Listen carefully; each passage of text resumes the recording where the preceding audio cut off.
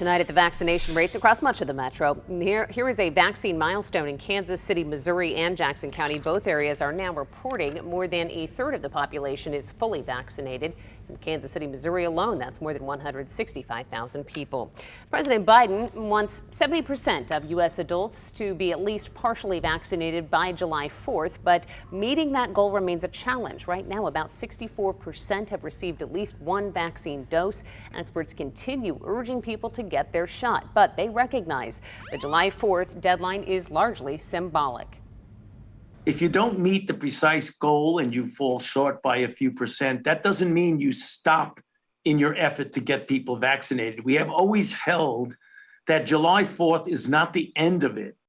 Nationwide hospitalizations have decreased 83% since January. Experts say that's directly linked to vaccines. Pfizer is opening up its vaccine trials to include children 11 and younger. The company plans to enroll up to 4,500 children across 90 sites in the U.S., Finland, Poland, and Spain. Trials will include children as young as 6 months old. Participants will get 2 smaller doses. Right now, Pfizer is authorized in the U.S. for children 12 and older. Moderna says its COVID-19 vaccine will likely be available for children as young as 5 in early fall. And if you still need help finding the vaccine, go to KMBC.com, click the How to Get a Vaccine tab to find a clinic near you. The Kansas COVID-19 state of emergency runs out 1 week from tonight. Health Secretary Dr. Lee Norman says once that happens, state health officials cannot use National Guard members for vaccination sites. He plans to fill any staffing gaps with contract nurses.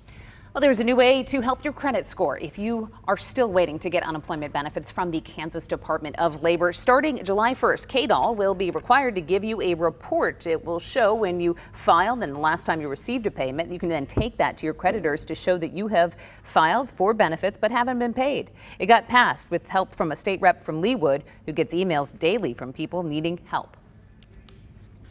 I just kept racking my brain and trying to think, what is a common thread here? What can we actually do to help people? And throughout the emails, what I understood is that their credit scores were being decimated. And that just leads to all kinds of problems. KDOL spokeswoman says the department will share more on how you can access that report in the coming weeks. The U.S. has a record number of job openings right now, and that includes in Kansas, where nearly 48% of small business owners can't find enough workers. That number is from the National Federation of Independent Business. The group wants Governor Kelly to end the federal unemployment benefits to get workers back. The governor says she has no plans to do so. In Missouri, that extra $300 a week in federal unemployment help ends Saturday night. The change affects more than 1 million Missourians. Governor Parsons says the extra benefits are keeping people from going back to work. Those payments are set to stop, that is, Saturday night at 11:59.